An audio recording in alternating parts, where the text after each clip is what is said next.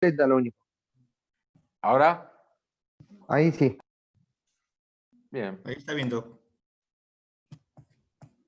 Perfecto. Me dejan un minuto que voy a buscar un vasito de agua y ya arrancó. Si alguno quiere tomar agua y ir al baño. Bueno, ¿estamos? Sí, Doc.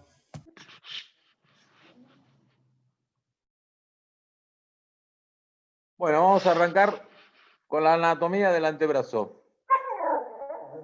Salí, perro, no empecé a joder ahora. El antebrazo está formado por dos huesos, el cúbito y el radio, que están unidos en la parte proximal por la articulación radiocubital proximal, en la parte distal por la articulación radiocubital distal y por la membrana interósea. El radio es un hueso largo que presenta una epífisis proximal, una diáfisis y una epífisis distal. La epífisis proximal forma parte del codo, tiene una cabeza y cuello, que ya lo hemos visto, que terminan en la cúpula para articular con el cóndilo humeral y con la cavidad sigmoidea menor del cúbito, y la tuberosidad bicipital para la inserción del tendón del bíceps. La diáfisis radial tiene forma prismática triangular, con una curvatura interna y anterior y se va ensanchando hacia la parte distal. En su cara anterior se van a insertar el supinador corto, el pronador redondo, el flexor común superficial de los dedos, el flexor largo del pulgar y distalmente el pronador cuadrado. En su cara posterior, el supinador corto, el pronador redondo, el abductor largo del pulgar y el extensor corto del pulgar. La epífisis distal se ensancha considerablemente y tiene forma prismática triangular, presentando 5 caras. Una cara inferior, que es la superficie articular para la muñeca, que es lisa y recubierta de cartílago hialino de forma triangular, dividida en dos por la cresta escafo semilunar. Una superficie interna cuadrada para el semilunar y una superficie externa triangular para el escafoides. La cara anterior es lisa y cóncava, tiene una cresta vertical para la inserción del pronador cuadrado y una cresta horizontal o cresta divisoria de aguas, que es la que nosotros tomamos como referencia para colocar las placas en la superficie anterior. La cara interna presenta una carilla articular para el cúbito. Es la cavidad sigmoidea, que es un segmento de cilindro cóncavo que se corresponde con el segmento de cilindro convexo de la cabeza del cúbito.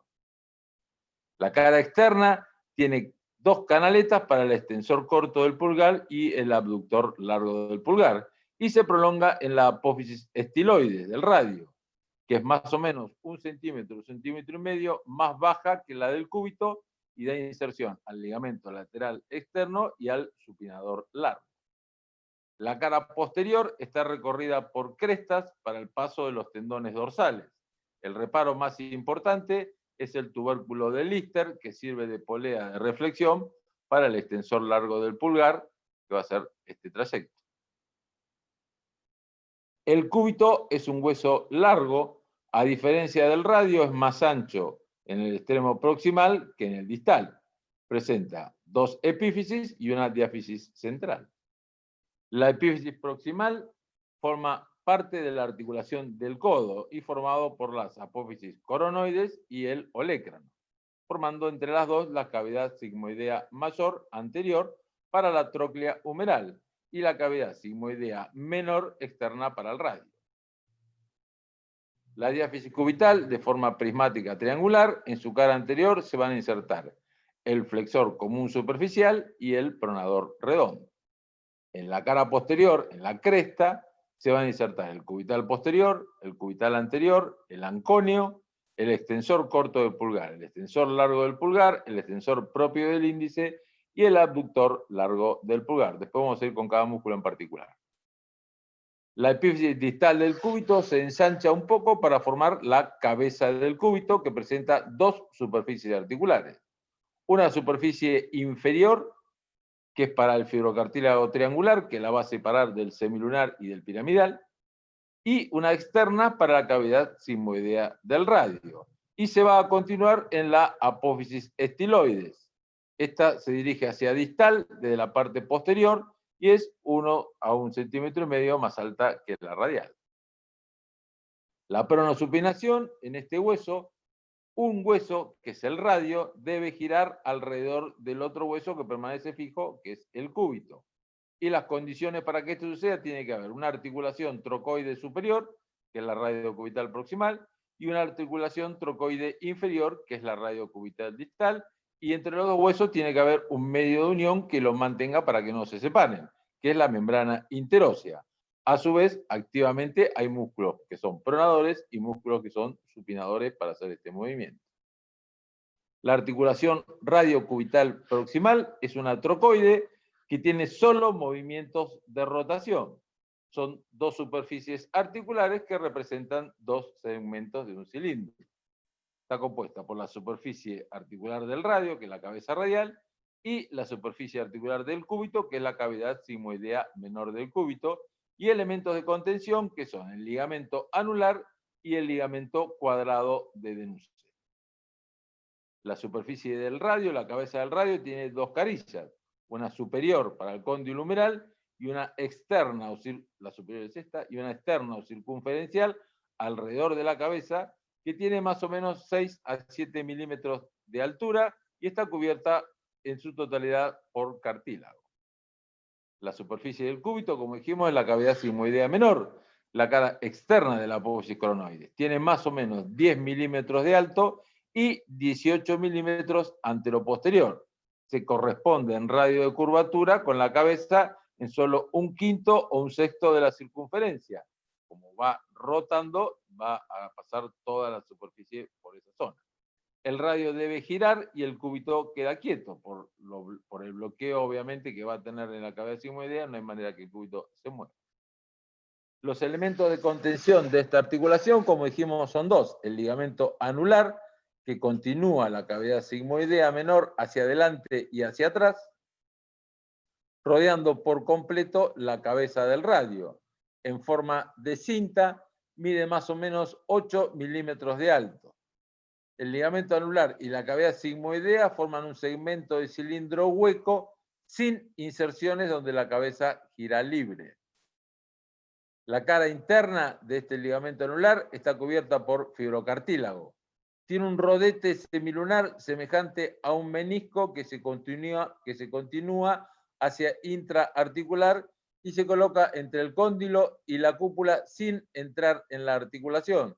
Eso es lo que nosotros buscamos en uno de los diagnósticos diferenciales de la epicondilitis, que puede ser o por el desgarro o la inflamación de la inserción de los músculos epicondilios, o por una compresión del nervio radial, el otro diagnóstico diferencial, y el tercero es una plica sinovial, que este tipo rodete que entra en la articulación sea más grande de lo normal y quede comprimido a nivel de la articulación, y eso también produce dolor en la cara externa de codo, no siendo una epicondilitis y no siendo un síndrome del túnel radial.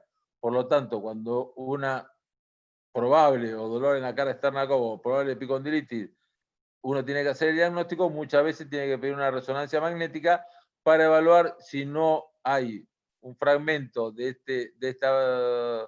esta cavidad articular, de esta superficie articular que se mete en la articulación formando una plica intraarticular. La cara externa está cubierta por músculos de la zona, por el anconio, el braquial anterior y el supinador corto, y en esta se insertan los ligamentos del codo, como habíamos visto. El borde superior se confunde con los ligamentos externos del codo y su cápsula. El borde inferior es un poco más estrecho y rodea al cuello de radio sin adherirse a este. El ligamento cuadrado de Denusset tiene forma cuadrilátera, como su nombre lo indica, horizontal entre el borde inferior de la cavidad sigmoidea hasta el cuello del radio. Mide 10 por 10, son más gruesos, es más grueso, mejor dicho, en los bordes anterior y posterior, y van a limitar la pronosupinación. La articulación radiocubital distal es una trocoide que también solo permite la rotación. La superficie articular del radio es la cavidad sigmoidea del radio, en la cara interna de la epífisis, levemente cóncava en anteroposterior, es también un segmento de cilindro hueco, pero no tiene mucha correspondencia en ángulo con la cabeza del cúbito. más o menos 16 a 18 milímetros antero-posterior y 6 a 7 milímetros de alto.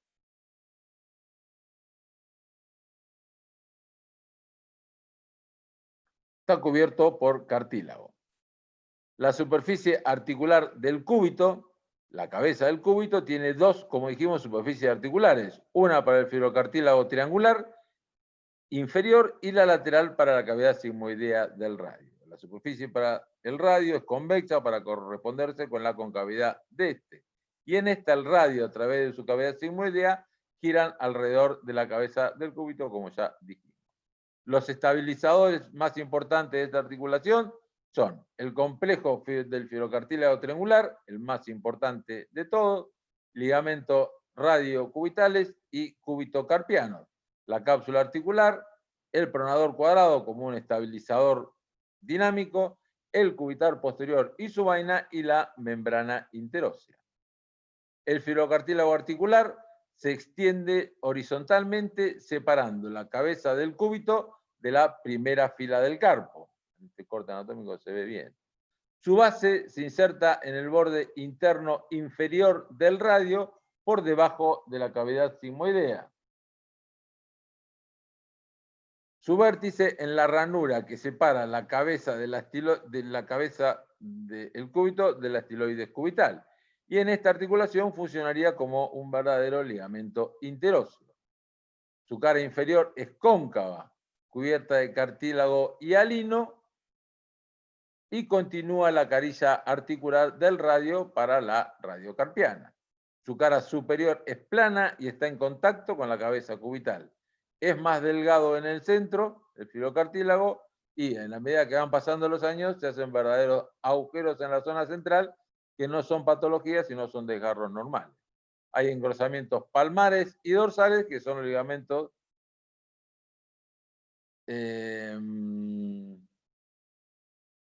radiocubitales palmares y ligamentos radiocubital distales.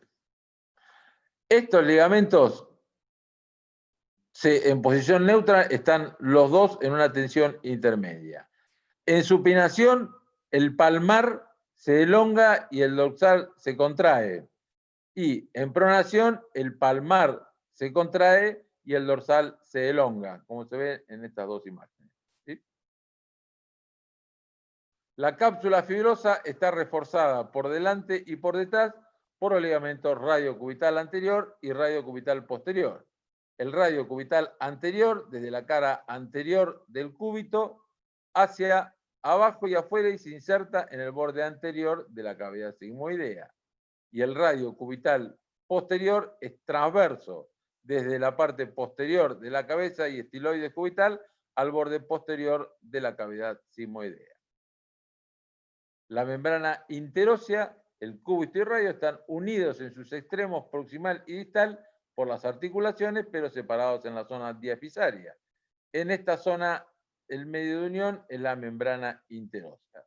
La función es mantener los huesos unidos, separar las celdas anteriores de las posteriores, sirve también como inserción muscular y también deja paso para elementos neurovasculares hacia atrás y adelante. Se insertan los bordes externos del cúbito e interno del radio.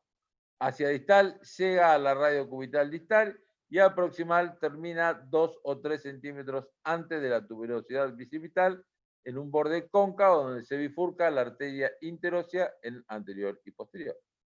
Presenta orificios para el paso neurovascular, como dijimos. Los 3/4 superiores son fuertes y gruesos, con fibras de afuera a adentro y de arriba a abajo, y el cuarto inferior son transversas y con una orientación inversa. Los músculos del antebrazo, como dijimos, el antebrazo es zona de paso y de inserción para los músculos que van a la muñeca y a la mano. Está dividido en dos caras por los huesos y por la membrana interósea, una región anterior y una región posterior. La región anterior, los músculos son 10 repartidos en 3 planos. El plano profundo para el pronador cuadrado, supinador corto, flexor largo del pulgar, flexor común profundo de los dedos, el plano medio para el flexor común superficial y el plano más superficial para el supinador largo, pronador redondo, palmares mayor y menor y cubital anterior. Vamos a empezar por el plano profundo, el pronador cuadrado, de forma cuadrilátera, en la parte distal del antebrazo, desde la cresta vertical que habíamos visto en la cara anterior del radio, a la cara anterointerna del cúbito. Su cuerpo tiene dos planos, un plano superficial y un plano profundo. Está inervado por el nervio mediano y su acción es pronador del radio sobre el cúbito. El supinador corto, ese era distal, este es proximal, se enrolla en el extremo proximal del radio, está formado por dos fascículos.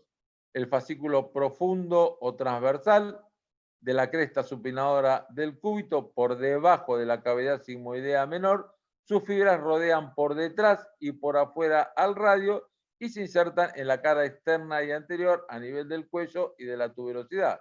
Cuando se contrae, se enrosca y hace que rote el radio. El superficial u oblículo nace del epicóndilo y de la fosa bicipital del cúbito y se inserta delante de la tuberosidad bicipital del radio. Entre los dos pasa la rama profunda del nervio radial, el nervio interóseo posterior, y por delante el nervio radial superficial. Inervado por el nervio radial y su acción es supinación, es el supinador más potente. El flexor largo del pulgar se origina en la cara anterior del radio, desde la tuberosidad bicipital hasta el pronador cuadrado y en la coronoides del cúbito. Tiene un cuerpo ancho, peniforme y aplanado. Se hace tendinoso en el cuarto distal. Pasa por el túnel del carpo. Se refleja en el trapecio para ir a la base palmar de la falange distal del pulgar, inervado por el nervio mediano, y su acción es la flexión de la interfalángica del pulgar. El flexor común profundo de los dedos, su origen en la cara anterointerna del cúbito, membrana interósea y cuello del radio. Un cuerpo muscular fusiforme y único. Se divide en tendones que pasan por el canal carpiano. Inserción distal a través de 4 tendones en la base de la falange distal, luego de atravesar el flexor común superficial de los dedos en el quiasma de Camper. Inervado por el nervio mediano, lo del índice y del medio, y por el nervio cubital, los del anular y el meñique. Y su acción es la flexión de la falange distal. En el plano intermedio está el flexor común superficial de los dedos, que tiene dos orígenes, un cabo humeral desde la epitróclea y un cabo radial desde el cuello del radio. Entre ambos está la arcada de Frost, que es fibrosa, y por debajo de esta va a pasar el nervio mediano y la arteria cubital. Un cuerpo carnoso con varios fascículos que se continúan en los tendones. Esto es diferente al flexor común profundo, que es un solo cuerpo muscular. Por eso uno puede hacer la flexión de cada uno de los dedos de la interfalángica proximal por el flexor común superficial de los dedos, pero no puede hacer la flexión de cada uno de los dedos de la interfalángica distal, porque actúan todos en conjunto por tener un solo músculo. Se inserta en la base de la falange media, dividido en dos lengüetas, inervado por el nervio mediano, y la acción en la flexión de la interfalángica proximal. ¿Se acuerdan cuando vimos recién los casos que presentaron? Una de estas lengüetas era la que se había cortado, que la cosió el doctor Mario. En el plano superficial tenemos el supinador largo, es el más superficial. Como dije el otro día, están puestos los nombres en latín porque todos los artículos en inglés, básicamente los nombres de los músculos los ponen en latín. Es el más superficial. El origen en el borde externo e inferior del húmero y tabique externo. El cuerpo muscular se torsiona a 180 grados y se va a insertar en la estiloides radial, inervado por el nervio radial, y la acción es flexor del codo y supinador del antebrazo. El pronador redondo tiene origen en dos fascículos, un fascículo humeral en la epitróclea y es el más superficial, y un fascículo cubital en la coronoides, que es el más profundo. Entre los dos va a pasar el nervio mediano para dirigirse después al antebrazo. Se inserta distalmente en la cara externa del radio. Está inervado por el nervio mediano y la acción es la pronación y la flexión del antebrazo. El palmar mayor se origina en la epitróclea y aponeurosis del flexor común superficial. Tiene un cuerpo carnoso hasta la mitad del antebrazo donde se hace tendinoso. Pasa por fuera del canal del carpo. Acuérdense que en el canal del carpo pasan los flexores superficiales, los flexores profundos y el nervio mediano y el flexor largo del pulgar. Por fuera del canal del carpo va a pasar este palmar mayor y se va a insertar en el segundo metacarpiano y el trapecio. Está inervado por el nervio mediano y su acción es flexor de la muñeca con desvío radial. El palmar menor se origina en la epitróclea por dentro del palmar mayor, tiene un cuerpo carnoso fusiforme con un largo tendón terminal y va a terminar en forma de abanico superficial al túnel del carpo en la eminencia tenar y en la eminencia hipotenar. El 20% de las personas no lo tienen, está inervado por el nervio mediano y la acción es la flexión del flexor de la muñeca. Si ustedes tratan de juntar el pulgar con el meñique y flexionan la muñeca, en el que tiene el palmar menor va a aparecer el relieve en la muñeca y en lo que como nosotros no lo tenemos no va a aparecer. El cubital anterior tiene también dos orígenes, uno humeral en la epitróclea y uno cubital en el olecrano y la coronoides. Entre estas dos inserciones van a cubrir la entrada del nervio cubital en el canal epitrócleo olecraniano, como vamos a ver en las compresiones nerviosas. Se inserta como tendón en el pisiforme, inervado por el nervio cubital y su acción es la flexión de la muñeca con inclinación cubital. La región posterior tiene dos planos musculares, un plano profundo para el abductor largo del pulgar, para el extensor corto del pulgar, para el extensor largo del pulgar y para el extensor propio del índice. Y el plano superficial tiene al primer y segundo radial, extensor común de los dedos, extensor propio del meñique, curvital posterior y anconio. Son todos músculos, en este caso, del nervio radial. Extensores y supinadores para la parte posterior, flexores y pronadores para la parte anterior del antebrazo y de la muñeca. En el plano profundo, como dijimos, el abductor largo del pulgar se origina en la mitad superior del cúbito, cara posterior del radio y membrana interósea. El cuerpo muscular está sobre el radio y el tendón terminal va a pasar por el primer compartimiento dorsal de la muñeca. Puede haber, cuando uno opera el de Kerbein, que en la compresión de este tendón a nivel de la muñeca, a veces va acompañado de supernumerarios o tendones aberrantes. Se inserta en la base del primer metacarpiano, inervado por el nervio radial, y su acción es la abducción del primer metacarpiano. O sea, la abducción es separar del eje del dedo medio, en este caso, el metacarpiano. El extensor corto del pulgar se origina distal al abductor largo del pulgar en radio, cúbito y membrana interósea, corre paralelo a este y pasa junto con este por el primer compartimento dorsal de la muñeca. Entonces, el primer compartimento, extensor corto y abductor largo del pulgar. Se inserta en el dorso de la falange proximal del pulgar y va a extender la metacarpofalángica. Inervado por el nervio radial y, como dijimos, extiende la metacarpofalángica del pulgar. El extensor largo del pulgar se origina en la superficie posterior y externa del cúbito y la membrana interósea, un cuerpo muscular corto y el tendón terminal corre por el centro del antebrazo. En el dorso de la muñeca hace una reflexión, como hemos visto en la parte dorsal del radio distal, una reflexión hacia el lado externo en el tubérculo de Lister, pasando por el tercer compartimiento dorsal para insertarse en la base de la falange distal del pulgar. Su acción es extender la interfalángica del pulgar y está inervado por el nervio radial. El extensor propio del índice es un músculo muy delgado, se origina en la cara posterior del cúbito y membrana interósea. Su tendón corre junto con el extensor común de los dedos, pasando por el cuarto compartimiento dorsal de la muñeca. A veces llega con un poco de masa muscular a este compartimiento. Se inserta en el tendón para el índice del tendón del extensor común de los dedos formando el aparato extensor de los dedos, inervado por el nervio radial y extiende solo el índice. El extensor propio del índice y el extensor propio del meñique le hacen los cuernitos. En cuanto al plano muscular superficial, arrancamos con el primer radial, que se origina en número distal por encima del epicóndilo, es uno de los supraepicondilios. En el medio del antebrazo se hace tendinoso y se inserta en la base del segundo metacarpiano. Primer radial a segundo metacarpiano.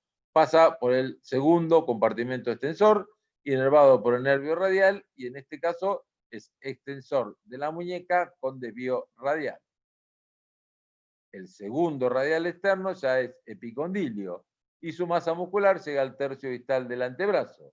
Se inserta en forma de tendón en el tercer metacarpiano, el primer radial al segundo, el segundo radial al tercero, y pasa por el segundo compartimento extensor junto con el primer radial, primero y segundo, primer compartimento. Abductor largo del pulgar y extensor corto, primero. Primer y segundo radial, segundo, extensor largo del pulgar, tercero, extensor común de los dedos, cuarto. Pasa por el segundo compartimento, inervado por el nervio radial, y este es extensor de la muñeca neutro. El extensor común de los dedos se origina en el epicóndilo. Su masa muscular desciende un tercio distal del antebrazo, donde se hace tendinoso. Pasa por el cuarto compartimento dorsal, junto con el extensor propio del índice, dividido ya en 4 tendones, llegando a la metacarpofalángica, donde va a formar parte del aparato extensor de los dedos. También inervado, como todos los posteriores, por el nervio irradial, y su acción es extender la metacarpofalángica de los dedos, no las interfalángica, sino la metacarpofalángica de los dedos. Las interfalángicas se extienden por otro sistema. El extensor propio del meñique se origina en el epicóndilo, cuerpo muscular muy delgado que se convierte en tendón en el antebrazo. Pasa por un canal osteofibroso por encima de la radio cubital distal, el quinto compartimiento dorsal. Corre paralelo al tendón del extensor común de los dedos del lado cubital y se une a este. Los dos tendones propios están del lado cubital de los dos tendones comunes. Inervado por el nervio radial y extiende el meñique solo. El cubital posterior se origina en el epicóndilo y cresta cubital. Su cuerpo muscular y fusiforme se convierte en tendón pasando por el sexto compartimento dorsal de la muñeca. Se va a insertar en la base del quinto metacarpiano. Como todos estos, inervado por el nervio radial y en este caso extensión de la muñeca con desvío cubital. Como verán, cada músculo actúa de forma separada y uno lo puede hacer el diagnóstico de una lesión nerviosa de cada uno de estos músculos por la función que se pierde en la extensión de la muñeca. El anconio, el músculo más alto, músculo corto triangular desde el epicóndilo para terminar el olecranon y borde posterior del cúbito, también inervado por el nervio radial y su acción es extensor del codo. Visto el antebrazo, que era la zona de paso de todos estos tendones, ahora vamos a llegar a la anatomía de la muñeca, que es donde llegan y actúan la mayoría de estos tendones. La muñeca está formada por la epífisis distal del radio, la epífisis distal del cúbito y los huesos de la primera fila del carpo, que son escafoide, semilunar, piramidal y pisiforme, y están unidos por la articulación radiocarpiana, por la articulación radiocubital distal y por las articulaciones intercarpianas. La epífisis distal del radio, ya la vimos, se ensancha considerablemente en forma prismática triangular, presentando 5 caras. La superficie articular respecto al eje del radio, acuérdense, tiene 10 grados de angulación palmar y 20 grados de angulación cubital. La cara inferior es la superficie articular para la muñeca, lisa y recubierta de cartílago hialina, y de forma triangular, dividida en dos por la cresta escafosemilunar, una interna cuadrilátera para el semilunar y otra externa triangular para el escafoide. La cara anterior, como dijimos, lisa y cóncava, una cresta vertical para el pronador cuadrado, como vimos hoy. La cara interna presenta la caricia articular para el cúbito, que es la cavidad sigmoidea, eso ya lo vimos. La cara externa, las canaletas para los extensores, que ya vimos. La estiloides, que es 1,5 centímetros más larga y sirve para el ligamento lateral externo y el supinador. La cara posterior, que tenía el tubérculo de Lister y que se ven las crestas por donde pasan los tendones dorsales. Y el tendón, como dijimos, el tubérculo de Lister, que servía de polea de reflexión para el tendón del extensor largo del pulgar. La epífisis distal del cúbito, te lo hago rápido, pues ya lo vimos, 2 caricias, una inferior para el filocartílago triangular, que lo va a separar del piramidal, y una externa para que veas sigmoidea del radio, y se va a continuar con la estiloides, que es un poco más alta que la otra. Los huesos de la primera fila del carpo son el escafoide, de externo hacia interno, el semilunar, el piramidal y el pisiforme. El escafoide forma parte de las 2 filas del carpo, ¿sí? Es el más externo y voluminoso de la primera fila. Al formar parte de las 2 filas del carpo, como cada una de las filas del carpo se mueve independientemente, es por eso que esta fractura de este hueso que se hace en la cintura, si uno no las inmoviliza o no la diagnostica, termina la mayoría de las veces en una pseudoartrosis porque nunca deja de moverse y termina una mitad con la fila proximal y la otra mitad con la fila distal. Forma de maní enroscado. El 80% de la superficie está cubierta por cartílago. La cara superior articular convexa para la caricia escafoidea triangular del radio. La cara anterior y la cara posterior son rugosas para los ligamentos intercarpianos. La cara externa tiene un canal para la arteria radial y la cara interna se va a articular con el semilunar y el hueso grande. La cara inferior con el trapecio y el trapezoide. La mitad inferior o distal se ensancha considerablemente y presenta un tubérculo, el tubérculo del escafoides, para el ligamento transverso anterior del carpo. La mitad superior o polo proximal es más pequeña y está mal vascularizada, como ven en esta imagen. En el medio presenta la cintura del escafoides, que es la zona donde son más frecuentes las fracturas. El semilunar está por dentro del escafoides, semejante a un gajo de mandarina, y uno lo puede ubicar en la muñeca a nivel de los pliegues palmares. Entre los 2 pliegues palmares de la muñeca vamos a encontrar al semilunar. Su extremo anterior es más voluminoso, por lo tanto se luxa más siempre hacia la parte. Doctor, ¿Qué? ¿se le puede hacer una consulta sobre el escafoides? ¿Qué? Muchas veces en las consultas vemos que al principio no se ve luego del trauma y 12 días después sí No se son aparece 12. la fractura. La fractura de ¿A qué se escafoides debe? ¿Es a puede la ser, irrigación? puede ser completa o incompleta. La fractura completa se ve al inicio. Cuando uno saca la radiografía, ve la fractura de escafoides. La fractura incompleta de escafoides, uno puede no verla en la radiografía inicial, pero sí, haciéndole una radiografía 10, 15 días después, aparece el trazo. En este caso, sí tiene que ver el tipo de irrigación.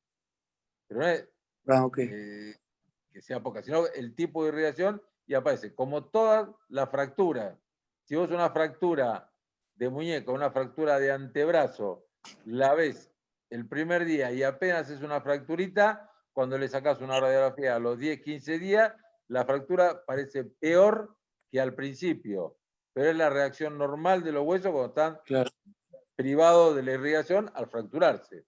¿Sí? Sí, lo que tiene esto es que una cosa es una fractura de un cúbito que parece una fractura que apenas se ve y después a los 15 días se ve más, uno tiene dolor siempre y está inmovilizado siempre porque se hizo el diagnóstico al principio. En esta fractura de escafoides, cuando no se hace el diagnóstico y uno tiene un golpe, tiene una esguince de muñeca, no lo inmoviliza, bueno, sí, anda a hacer reposo por unos días, pues empezar a mover, cuando uno la ve a los 2 meses, ya es una pseudoartrosis de escafoides que ya está complicando la muñeca. Por lo tanto, en todo trauma de muñeca, que no hay una lesión que sea muy evidente, que uno sospecha porque tiene dolor en la tabaquera anatómica o tiene dolor en la parte palmar, en el tubérculo del escafoide, sí o sí inmovilizarlo con un yeso antebrazo-mano, no una valva. Yeso antebrazo-mano durante 2 semanas. A las 2 semanas se saca el yeso y se hace una radiografía frente, perfil y oblicuo para escafoide.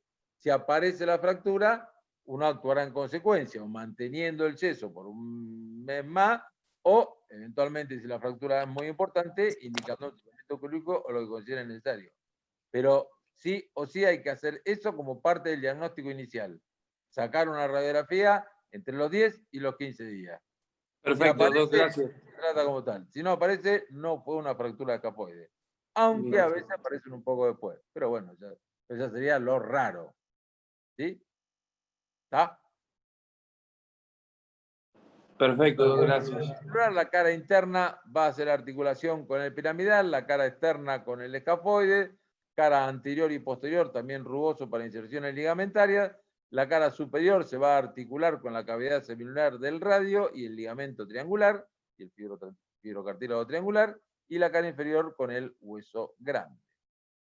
El piramidal tiene una forma de pirámide con un vértice anterointerno. La cara superior se va a articular en parte con el ligamento fibrocartílago triangular, la cara externa con el semilunar, la cara inferior con el ganchoso y la cara posterior tiene una cresta para el ligamento lateral interno de la muñeca.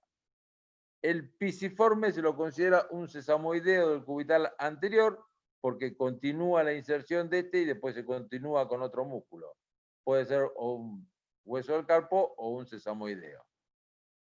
La cara posterior se va a articular con el piramidal, como dijimos, y la cara externa va a formar la pared interna del canal de Guyon. Por este canal de Guyon es donde va a pasar el nervio cubital y la arteria cubital desde la muñeca hacia la mano.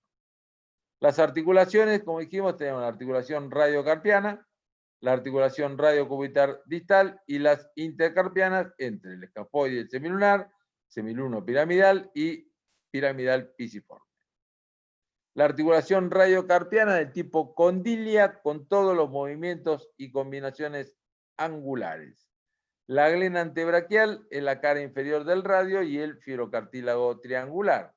La superficie triangular para el escafoide y cuadrilátera para el semilunar, como vimos, con una concavidad que mira hacia abajo y adelante 10 grados y hacia adentro 20-23 grados. En promedio, ¿no? El cóndilo carpiano es la articulación de los huesos de la primera fila entre sí, constituye una superficie única, convexa, que se adapta a la concavidad de la glena antebraquial y hay continuidad del cartílago. Si alguien ve una artroscopía de muñeca, tiene prácticamente las mismas características, lo único que se diferencia es que con el probador, al tocar sobre la superficie articular, se hunde y sobre el cartílago no.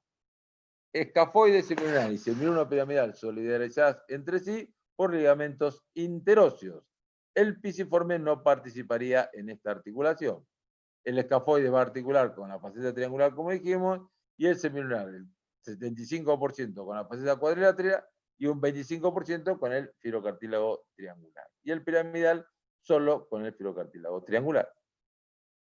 Los medios de unión son una cápsula que está reforzada por ligamento. La cápsula es común a la radio cubital distal y a la radio carpiana. Se insertan los bordes marginales del radio cúbito y distal al cóndilo carpiano. Es más gruesa por delante. Tiene ligamentos capsulares o extraarticulares que cruzan la articulación radiocarpiana o la mediocarpiana o ambas, y ligamentos intraarticulares o interóseos que van a unir los huesos del carpo entre sí. Función es limitar los movimientos dándole estabilidad a la muñeca. Los ligamentos palmares son más fuertes y más gruesos que los dorsales. Los ligamentos del lado cubital son más fuertes que los del lado radial. Todos se orientan oblicuamente de la periferia al centro y de proximal al distal. Tenemos el ligamento lateral externo, el ligamento lateral interno, los ligamentos anteriores o palmares y los ligamentos posteriores o dorsales.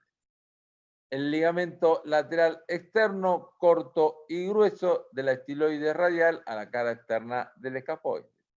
El ligamento lateral interno es más alargado de la estiloide cubital y tiene dos fascículos, uno anterior al pisiforme y uno posterior al tubérculo posterior del piramidal. Por eso el piramidal es la T de triquetrum. Los ligamentos capsulares palmares refuerzan la cápsula interna. Los dos más importantes son el radio escafo hueso grande, y el cúbito hueso grande, que van a formar la V de Poirier. El radio escafo hueso grande es una de las ramas de la B de Poirier. El radio semilunar largo, que es este. El radio escafo semilunar, que es este, radio escafo semilunar, que es muy débil y que es básicamente un pedículo vascular. El radio semilunar corto, el cúbito semilunar y el cúbito piramidal. El cúbito hueso grande es el otro que va a formar parte de la B de Poirier. Los ligamentos dorsales se extienden del borde dorsal del radio hacia el lado cubital del carpo. Lo más común es hablar porque son básicamente engrosamientos capsulares. Acá, en esto que le han volado todo el resto del ligamento, pareciera como si fuera esto solo, pero todo esto está inmerso en una cápsula. Y cuando uno hace el abordaje de estas lesiones, uno lo corta todo como si fuera lo mismo. Es todo un ligamento que se corta y se retrae cuando uno tiene que tratar, por ejemplo, la lesión de la escafo semilunar. El radio piramidal dorsal, como dijimos, y los otros dos son el trapecio piramidal y trapecio piramidal y trapezoide piramidal. Date no es de trapecio, sino de triquetrum, como dijimos recién. Triquetrum, lunate, scafoide. Los ligamentos interóseos más importantes son los ligamentos escafo semilunar y semiluno piramidal. Tienen forma de C abierta hacia adelante y su lesión produce una inestabilidad muy importante en la muñeca, que lo vamos a ver con otros temas. La región anterior de la muñeca comprende los elementos blandos situados por delante del extremo distal del cúbito, del radio y de la primera fila del carpo. Termina en el pliegue proximal palmar de la muñeca, como habíamos dicho hoy, acá abajo está el semilunar, y sería el límite superior y el límite inferior del semilunar. Tiene un plano aponeurótico, un plano tendinoso profundo, un plano tendinoso medio y uno tendinoso superficial. Son los mismos tendones que vimos hoy que pasaban desde el antebrazo hacia la mano. El plano osteoponeurótico comprende el extremo distal del cúbito, del radio, la radio cubital distal, el borde inferior del pronador cuadrado, la primera fila del carpo y la cápsula y ligamentos radiocarpianos. En conjunto forman un canal cóncavo hacia la palma, que es el canal del carpo. Sus vértices serían el tubérculo del escafoides y la cresta del trapecio del lado externo, el pisiforme y la apófisis del ganchoso del lado interno. El fondo serían los huesos del carpo, semilunar, piramidal y hueso grande. Este canal del carpo está cerrado por un fuerte ligamento, que es el ligamento transverso anterior del carpo, formando un túnel. O sea, el canal carpiano con el ligamento transverso anterior del carpo forman un túnel, que es el famoso túnel del carpo. Este túnel contiene 10 elementos. El nervio mediano, el más superficial de todos, los tendones del flexor común superficial de los dedos, los tendones del flexor común profundo de los dedos y el tendón del flexor largo del pulgar. La cara profunda del ligamento transverso anterior del carpo se desprende un tabique al escafoides y al trapecio que forman un túnel para el palmar mayor que está por fuera del túnel del carpo. La cara anterior del ligamento transverso anterior del carpo recibe fibra del abductor del meñique insertado en el pisiforme formando otro túnel, que es el túnel de Guillaume para la arteria cubital, la vena cubital y el nervio cubital. Entonces, túnel del carpo, canal del palmar mayor, canal de Guillaume. El plano tendinoso profundo, como dijimos, es el flexor común profundo de los dedos. Son 4 tendones del lado interno cubierto por la vaina digitocarpiana. El flexor largo del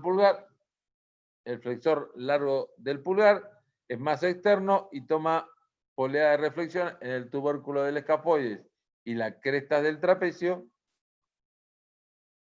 para dirigirse a la falange distal del pulgar.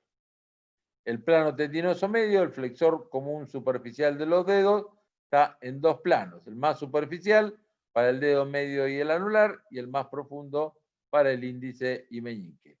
Esto que uno lo ve así separadito, porque no existe, está todo junto en el túnel del carpo. Cuando se ensancha el tendón, se comprime. Como el elemento más noble y más débil es el nervio mediano, la sintomatología que produce un ensanchamiento del ligamento transverso del carpo es la parestesia en el territorio del nervio mediano.